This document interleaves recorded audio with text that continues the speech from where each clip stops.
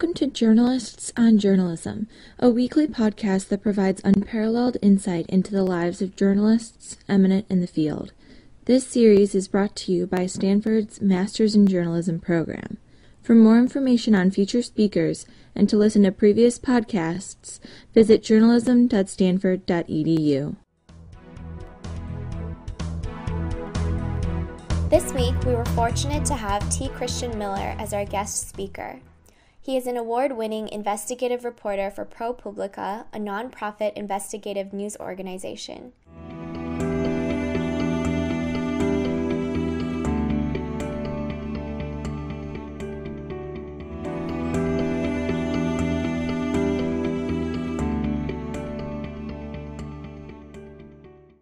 In 15 years as a professional journalist and foreign correspondent, Miller has covered 4 wars, the 2000 presidential campaign, and reported from more than 24 countries.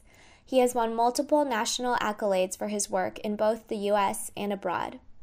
Miller is the author of Blood Money, Wasted Billions, Lost Lives, and Corporate Greed in Iraq. Miller, 41, graduated from the University of California at Berkeley with highest honors. He is currently a Knight Fellow at Stanford University.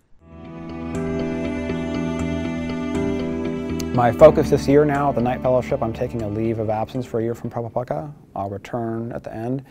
But it's to develop, I call it a shorthand as ProPublica International. It's specifically looking at how do you hold U.S. agencies, U.S. corporations, U.S. policies responsible for what they do in developing countries or foreign countries in general. That's kind of combining foreign reporting with investigative reporting. So those are the two, I think, it's the most expensive, most threatened, least common form of journalism that now exists. So I think there's a hole there that needs to be filled. I don't know how we're going to fill it then. We've talked at the Knight Fellowship a lot. There's a lot of internationals about how we do that. But you can see that globalization is marching forward and justice and accountability remains primarily a local issue. Judicial systems, accountability mechanisms like the GAO, like legislatures, like court systems remain almost exclusively local and in character. And so who fills that gap when you have these vast areas, I call them zones of silence, that you never hear from what's going on, and where there's silence, there's impunity. People can get away with whoever they want to get away with. So you want to, the only mechanism that I know of that sort of comes to mind readily, and it can be scaled up quickly and cross-border, is journalism. Journalism is not a perfect accountability tool. It doesn't guarantee that anybody's going to be arrested, that any behavior will be stopped. The ease with which you can do journalism versus the difficulty of setting up a transnational judicial body, I think you're going to want to go for, again, a low barrier to entry accountability system. And journalism remains a low barrier to entry accountability system. You will often find that a very organization which you are going to be criticizing and attacking as doing wrong in your story, the best information will come from whistleblowers or people who are outraged within that same organization. And the trick of being an investigative journalist is to provide those people a safe space to speak about their outrage. That's how you get those stories. And it's sort of this moment where you give voice to the voiceless, which is sort of like a high point of any journalist's career, is to give voice to the voiceless.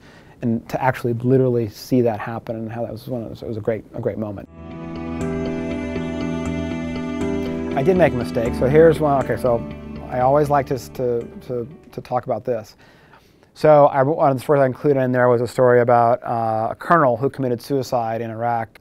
But in a moment of just sort of frenzied writing, I said that he shot himself with a service revolver. A revolver is a gun which has a barrel. It has not been used in the American military for probably 100 years.